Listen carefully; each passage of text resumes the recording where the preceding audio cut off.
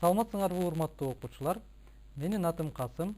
Бүгүнкү биздин сабагыбыздын темасы Windows операциондук системасы.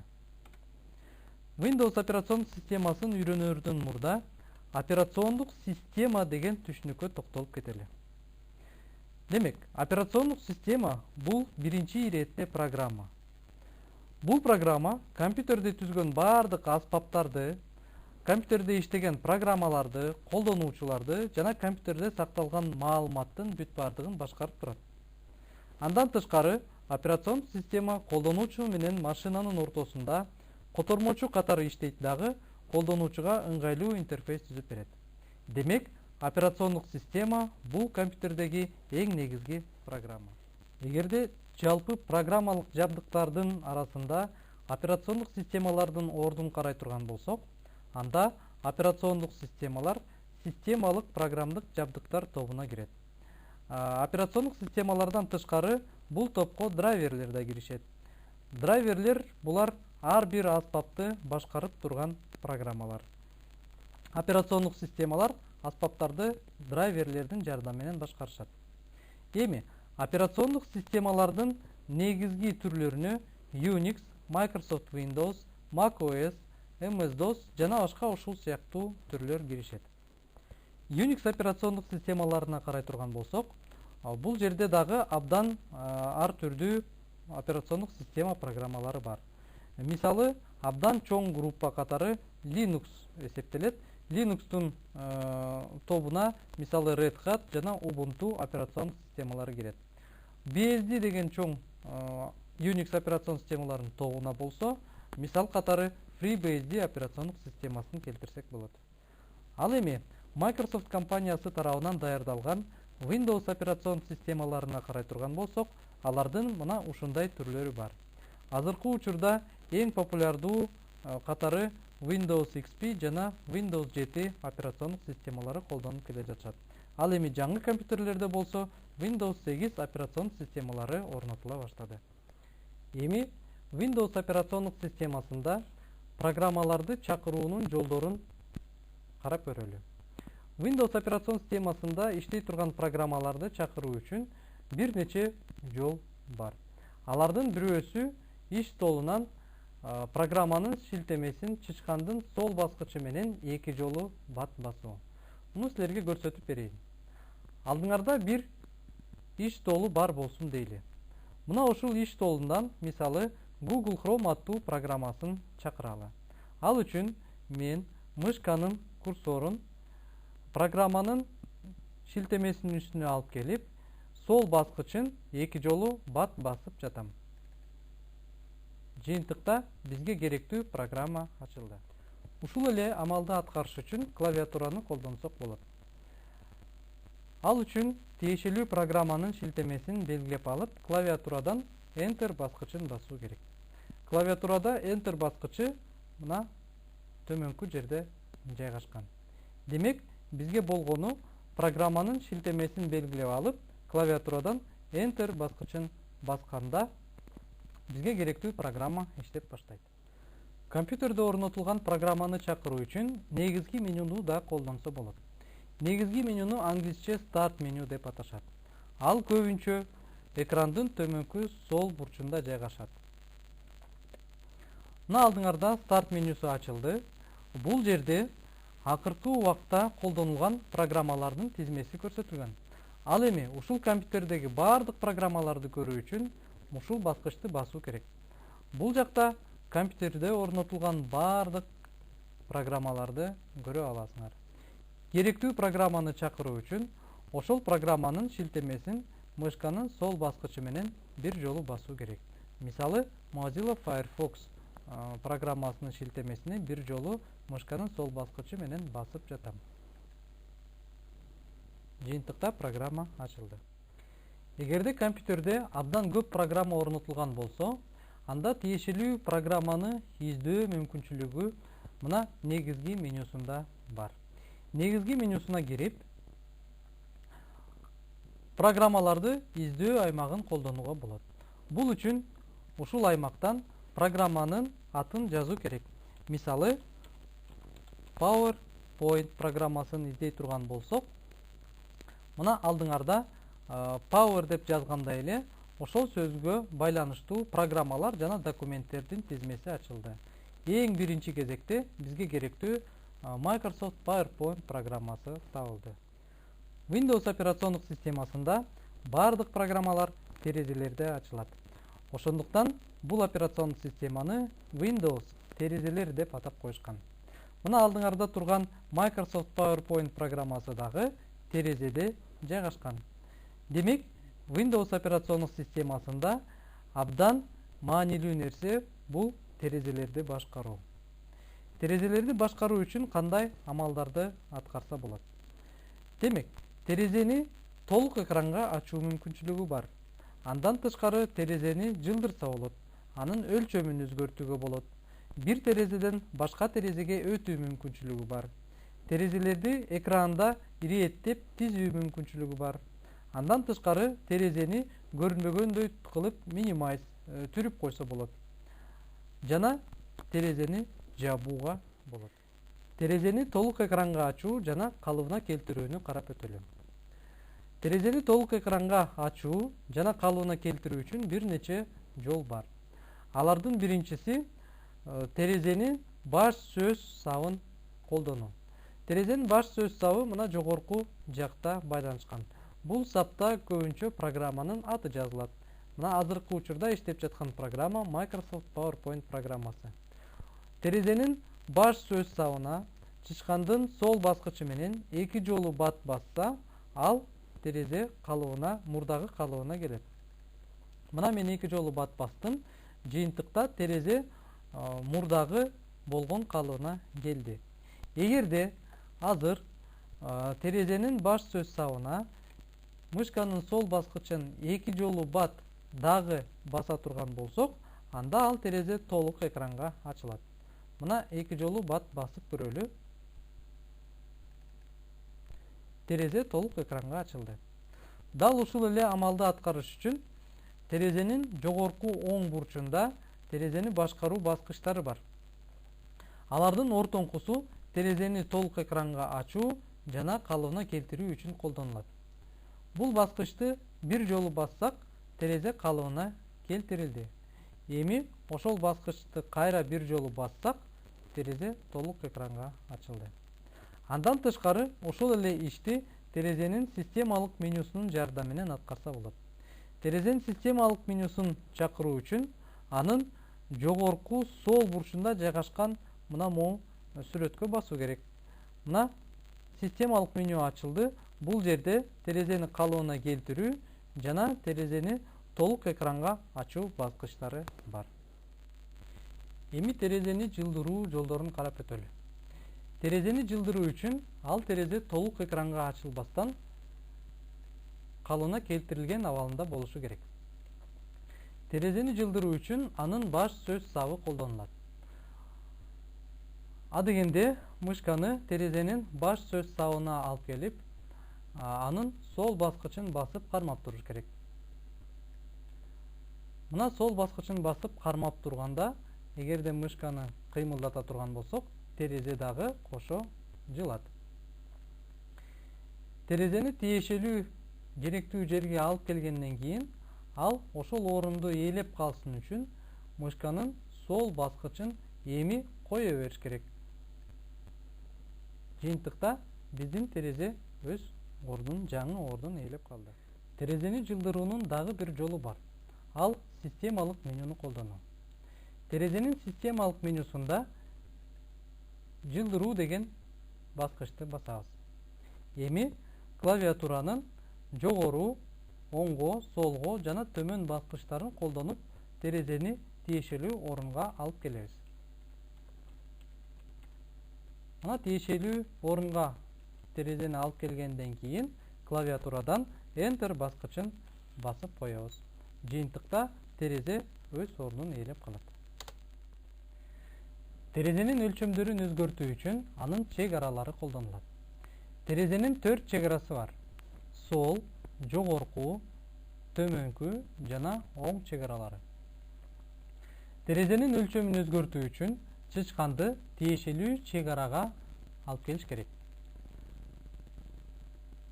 Тиешелүү чек арага алып келгенде чычкандын көрсөткүчү өзгөрүп калышы керек.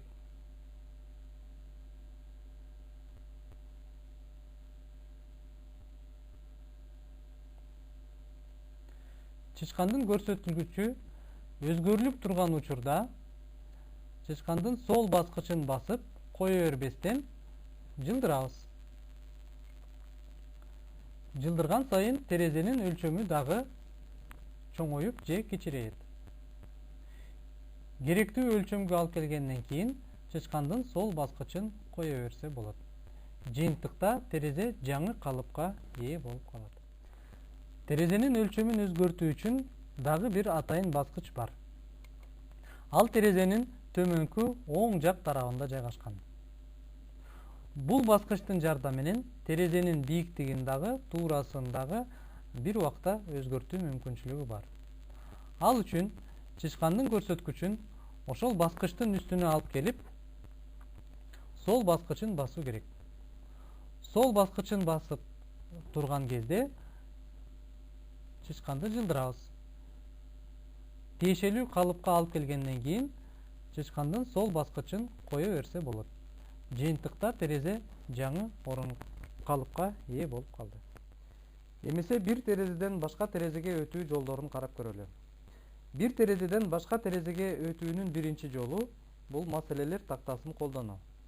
Маселелер тактасы көбүнчө учурда экрандын төмөнкү аймагында жайгашкан болот. Маселелер тактасында азыркы учурда иштеп жаткан программалардын терезелери көрүнүп турат. Тиешелүү терезеге өтүү үчүн чычкандын көрсөткүчүн керектүү программанын баскычына алып келип, чычкандын сол баскычын бир жолу басуу керек. Жыйынтыкта биз керектүү терезеге өттүк. Бир терезеден башка терезеге өтүү жолдорунун дагы бирөөсү бул ачылып турган терезенин тиешелүү аймагын басуу. Мисалы, азыркы учурда Microsoft PowerPoint программасынын терезеси ачылып турат жана клавиатуранын сүрөтү тартылган дагы бир терезе ачылып турат. Эми биз клавиатуранын сүрөтү тартылып турган терезеге өтүү үчүн ошол терезенин каалаган бир аймагына чычкандын сол баскычы менен бир жолу басышыбыз керек. Жыйынтыкта керектүү терезе алдыбызга келди. Бир терезеден башка терезеге өтүү жолдорунун дагы бирөөсү клавиатурадан Alt жана Tab баскычтарын бир убакта басуу. Клавиатурада Alt баскычын адегенде басып туруш керек. Аны кое бербестен Tab баскычын бир жолу басып кое бериш керек. Жыйынтыкта биз башка терезеге өтөбүз. Мисалы, азыр Alt баскычын басып кармап туралы. Анан Tab баскычын бир жолу басып кое берели. Жыйынтыкта биз башка терезеге өттүк. Windows 7 операциондук системасында бир терезеден башка терезеге өтүүнүн дагы бир жолу бар.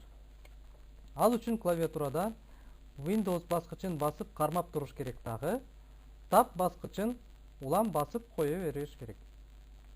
Алдыбызга терезелердин сүрөттөрү келет. Керектүү терезени ачып алгандан кийин Windows баскычын кое берсек, ошол терезе алдыбызга келет. Мына мисалы бул жерден көрүп турасыңар.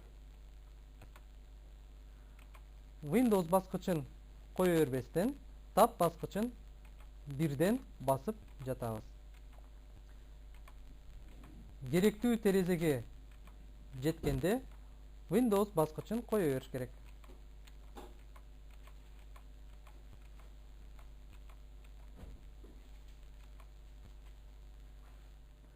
Мына ушинтип биз бир терезеден башка терезеге өтүү жолдорун карап көрдүк. Бул учурда колдонулган Alt, Tab жана Windows баскычтарын көрүңөр келсе, алдыңарда клавиатуранын сүрөтү тартылган. Alt баскычы клавиатуранын төмөнкү аймагында жайгашкан. Alt баскычынын жанында Windows баскычы жайгашкан болот.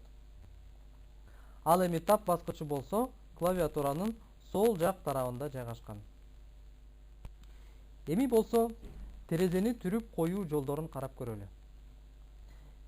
Эгерде биздин терезе таптакыр жабылбастан, бирок экранды ээлебей маселелер тактасында гана жолуккандай кылышыбыз керек болсо, анда биз терезенин жогорку оң бурчунда жайгашкан баскаруу баскычтарынын бирөөсүн колдонушубуз керек. Мына терезени түрүп коюу же болбосо минимайз, орусча айтканда свернуть баскычы терезенин жогорку оң бурчунда жайгашкан 3 баскычтарынын эң биринчиси. Терезени түрүү үчүн бул баскычты чычкандын сол баскычы менен бир жолу басуу керек. Жыйынтыкта биздин терезе маселелер тактасында көрүнүп, ал эми экранда эч бир аймакты ээлебей калат. Терезени түрүп коюунун дагы бир жолу системалык менюну колдонуу. Бул үчүн системалык менюну ачабыз дагы. Терезенин жогорку сол бурчунда жайгашкан программанын сүрөтү же болбосо терезенин баш сөз сабында чычкандын оң баскычын басуу керек. Системалык менюда терезени түрүп коюунун тиешелүү баскычын тандап бир жолу басып коюшубуз керек. Жыйынтыкта биздин терезе маселелер тактасында гана көрүнүп калат. Терезени түрүп коюунун дагы бир жолу маселелерин тактасын колдонуу. Маселелер тактасы, англисче айтканда taskbar, экрандын төмөнкү аймагында жайгашкан болот көбүнчө учурда. Биздин азыркы учурда ачылып турган терезенин маселелер тактасындагы көрсөткүчүн баскычын чычкандын сол баскычы менен бир жолу басканда биздин терезе түрүлүп калат. Кайра биздин терезени көрсөтүү үчүн биз маселелер тактасында бизге керектүү терезенин баскычын чычкандын сол баскычы менен бир жолу басышыбыз керек. Жыйынтыкта биздин терезе кайра алдыбызга келет. Ал эми терезелердин бүт баардыгын түрүп коюу керек болсо, биз клавиатурадан Windows M баскычын колдонсок болот. Ал үчүн клавиатурада Windows баскычын басып кармап турушубуз керек дагы. M баскычын бир жолу басып кое беришибиз керек. Жыйынтыкта баардык терезелер түрүлүп калат дагы, экранга иш толу көрүнүп калат.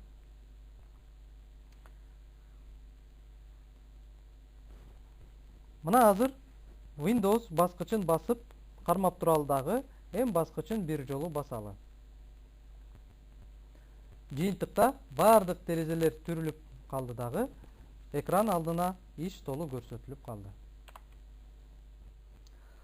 Ал эми Windows 7 операциондук системасында баардык терезелерди түрүп коюп, алдыбызга иш толун көрсөтүү үчүн маселелер тактасында атайын баскыч даярдалган.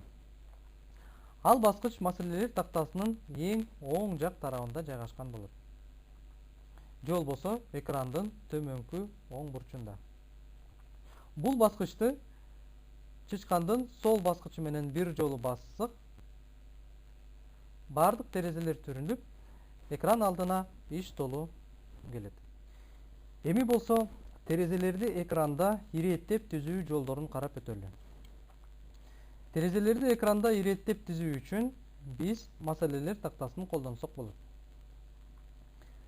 Маселелер тактасынын бош аймагында чычкандын оң баскычын бассак, терезелерди экранда иреттеп түзүүнүн бир нече жолун көрсөк болот.